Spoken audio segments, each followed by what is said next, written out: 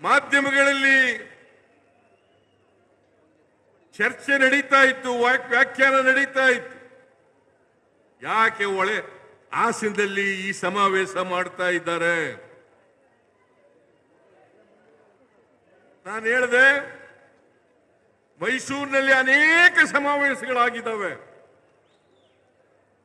ಆದರೆ ಹಾಸನದಲ್ಲಿ ದೊಡ್ಡ ಸಮಾವೇಶ ಆಗಿಲ್ಲ. ನಾನು ರಾಜಣ್ಣವರಿಗೆ, ಶಿವಲಿಂಗೇಗೌಡರಿಗೆ, ಲೋಕಸಭಾ ಸದಸ್ಯರಿಗೆ ಕೇಳಿದೆ, ಏನಪ್ಪ ಹಾಸನದಲ್ಲಿ ಮಾಡೋಣ ಅಂತೇಳಿ.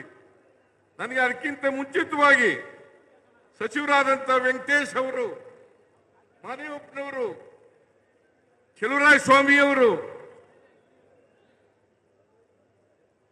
ಅವರೆಲ್ಲರೂ ಕೂಡ ನಾವು ಈ ಸಾರಿ ಹಾಸನದಲ್ಲೇ ಮಾಡಬೇಕು,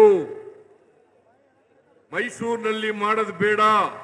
ಅನೇಕ ಸಮಾವೇಶಗಳನ್ನು ಮಾಡಿದ್ದೇವೆ, ಅದರಿಂದ ಹಾಸನದಲ್ಲಿ ಮಾಡಲೇಬೇಕು ಅಂತೇಳಿ ಅವರು ಸೂಚಿಸಿದ್ರಿಂದ ಇವತ್ತು ಹಾಸನದಲ್ಲಿ ಇಷ್ಟೊಂದು ದೊಡ್ಡ ಮಟ್ಟದ ಸಮಾವೇಶ ನಡೀತಾ ಇದೆ.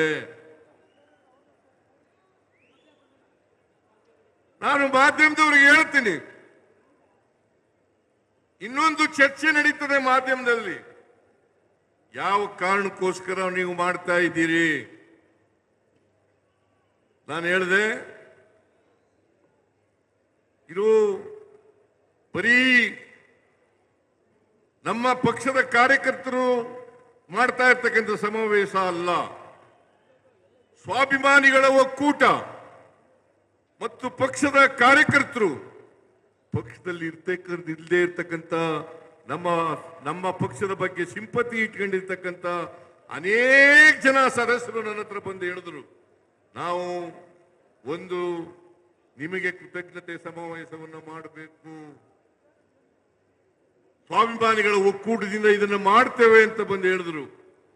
ನಾನು ಹೇಳಿದೆ, ನಾನು ಈ ರಾಜ್ಯದ ಮುಖ್ಯಮಂತ್ರಿ, ನಾವು ಹಾಗೆ ಒಕ್ಕೂಟದಿಂದ ಮಾಡಲಿಕ್ಕೆ ಸಾಧ್ಯ ಆಗಲ್ಲ, ಪಕ್ಷನೂ ಸೇರಿಸ್ಕೊಂಡು ಮಾಡಬೇಕು ಅಂತ ಹೇಳಿದಾಗ ಅವರು ಒಪ್ಕೊಂಡ್ರು.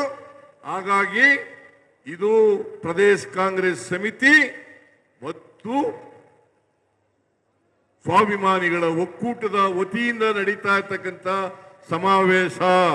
ಇದರಲ್ಲಿ ಕಾಂಗ್ರೆಸ್ ಪಕ್ಷದವರು ಇಲ್ಲದೆ ಹೋದ್ರು, ಕಾಂಗ್ರೆಸ್ ಪಕ್ಷದವರು ಅಲ್ಲದೆ ಹೋದವರು ಕೂಡ ಈ ಸಮಾವೇಶದಲ್ಲಿ ಭಾಗಿಯಾಗಿದ್ದಾರೆ. ಅವ್ರಿಗೂ ಕೂಡ ನಾನು ಧನ್ಯವಾದಗಳನ್ನು ಹೇಳಲಿಕ್ಕೆ ಬಯಸ್ತಾ ಇದ್ದೇನೆ.